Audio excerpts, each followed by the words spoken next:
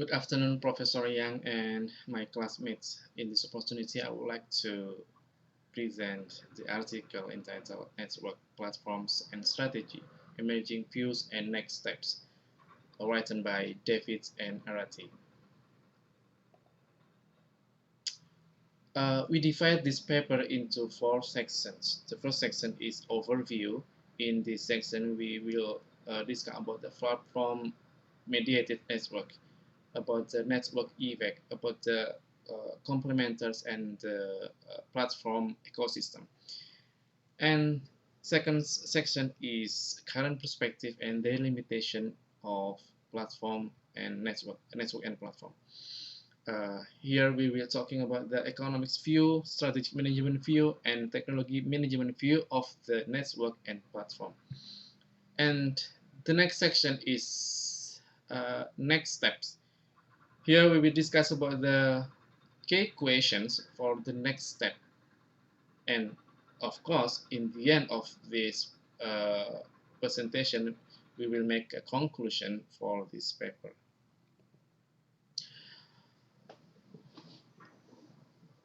Overview for this paper. Today, business are characterized by competition among platform-mediated network in which network user, either individual or firms, desire compatibility and interactions.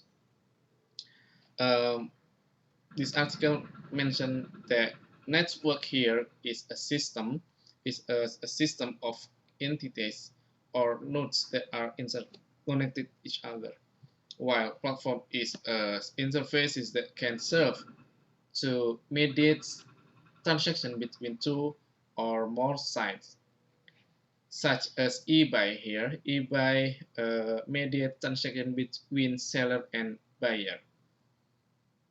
And in other case, we can also see the platform that uh, mediated between complementers and user. For example, here is Linux in enterprise server software. We know that Linux uh, also allow others software to serve their user and to increase their value of the platform. And so complementer here is the independent provider or independent provider of complementary product to mutual customer. In the context of platform competition, we also this article also mentioned about the platform ecosystem. Platform ecosystem refers to the platform and its network of complementers that produce complements to increase the value of the platform. So complements here is can be goods or services that builds on the platform, and usually the complement can increase the value of the platform through indirect network effect. So platform-mediated network describe more specific context in which participant interaction are influenced by network effect and facilitated by intermediaries. What is network effect here? I think all of us have this app, Facebook.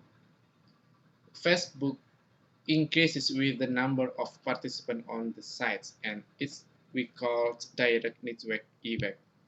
The fundamental premise here is user place a higher value on platform with a larger user. We know that many people today have a Facebook, right? And their reasons is maybe to connect with many friends around the world, uh, even even across to the country. And user will be happy when the number of user of Facebook is increasing, right? So that's why it's called direct network effect. And this article also mentioned that direct network effect arise when the benefits of network participation to user depend on the number of the network user with whom they can interact. So increased value for user can also be done by indirect network with larger complementary product or services. And here this article mentioned about the Zynga company.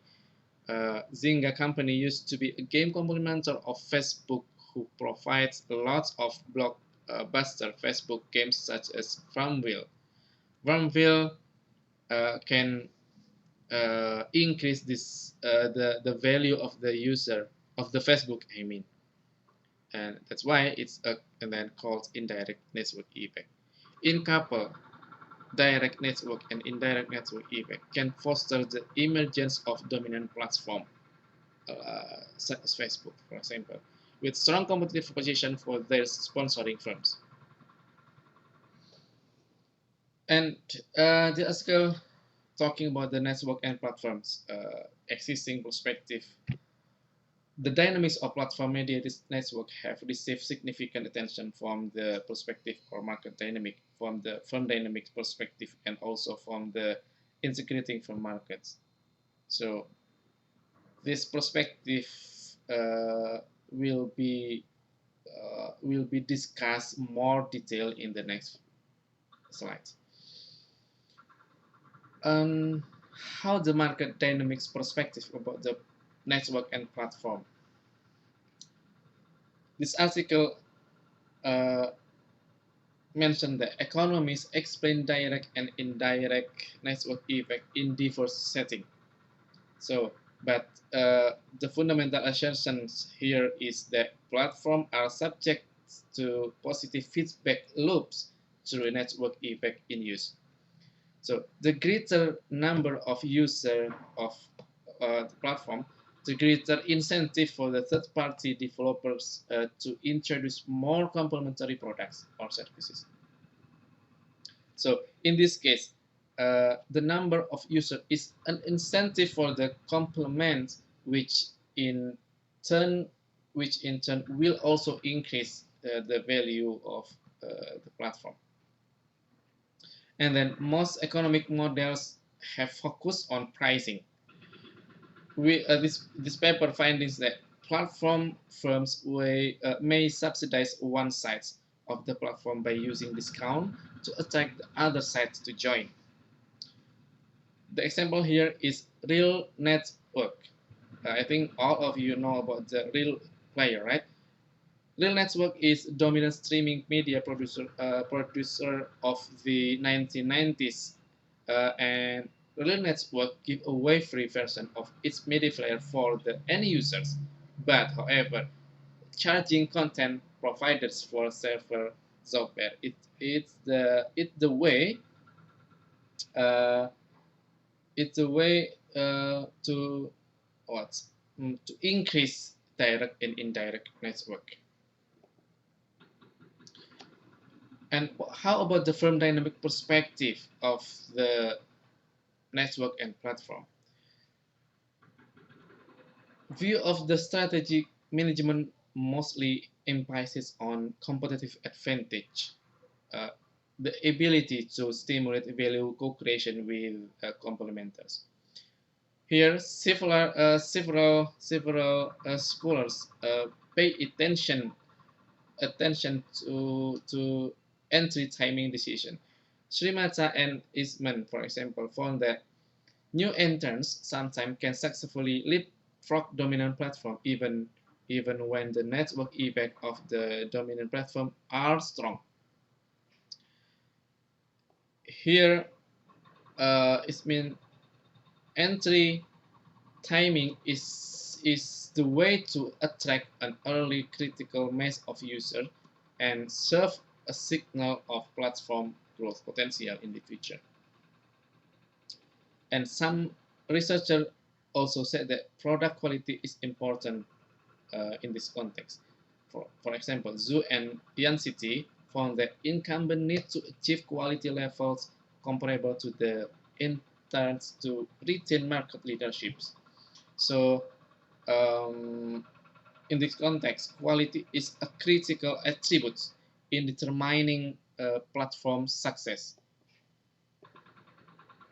And the last is integrating from end market's perspective or in the view of the technology management. While economists have tried to understand how network effect occurred, and the strategies have focused on how platform providers can grow. However, technology management focus on how platform providers can grow their install base of users. The first one is ability to attract third-party complementers. Here, Botreu found that while opening up interfaces typically increase complementary incentive to innovate, but uh, Eastman said that too much openness leads to a loss of revenue and profits. So in this case, a company that provide the platform must be determine the degree level of openness, because much open the platform it's could be harmful because they can lose of the revenue and profit. So it must be careful. And the second is provide resources to track complementers. Uh, Providing resources is critical to success of the platform since inherent mutual dependence between the parties in the system of the platform. And even this perspective address important issues and discuss about the platform mediated network, but its perspective still has certain limitation. For example, here limitation of the industrial organization economics perspective. Economists still have limited insight into how firms strategically design platform for success, because there are a number of ambiguities that have constraints a more robust understanding of this dynamics. And limitation of the strategy perspective. They are not focused on how platform complementary interaction evolve dynamically over time. That's why they are not systematically examined the rule of technology evolution, the new platform architecture, and also the new cross-bordering standards. And limitation of strategy perspective. Um, there is a lack of empirical studies that test how platform providers design decision impact complementary choices to support the platform. Um, so there is only a little understanding of platform dynamics since platforms are treated as system stable over time only.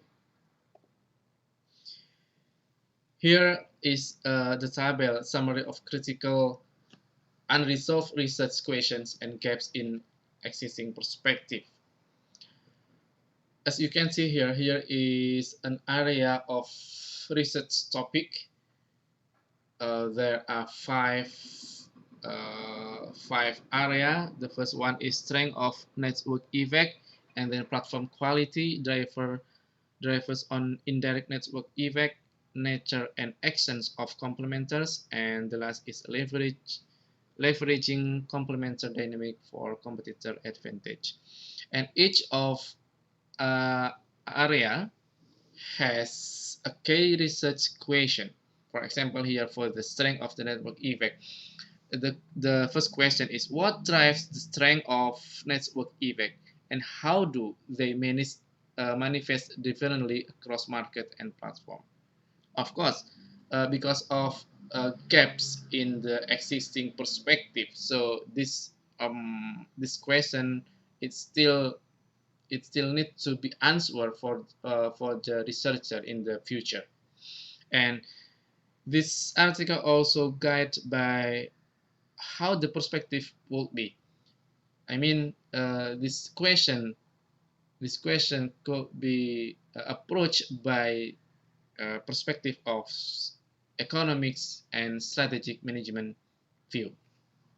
And as you can see here, all of the area can be approached by the strategic management. See, here, here, here, and all of them can be approached by the strategic management. But some of them also can approach by economics view and also technology management perspective.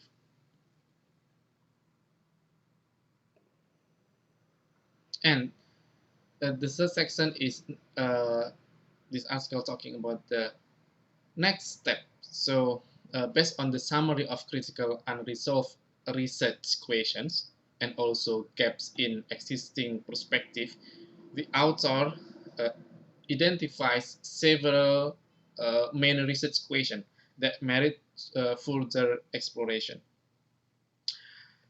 So for future research should focus on following critical issue. The first one is how strong are network effect in given setting, and what is platform quality in context of platform mediated network, and when does quality matter? And then what factor can drive competitive advantage through indirect network effect? How do complementary attributes such as age, size, and prior experience of the third-party developers drive ability to extend support to the platform? And the last question is how to leverage the support of the third-party complementers. All of these questions must be answered by next researcher to clarify the relationship between network, platform, and strategy.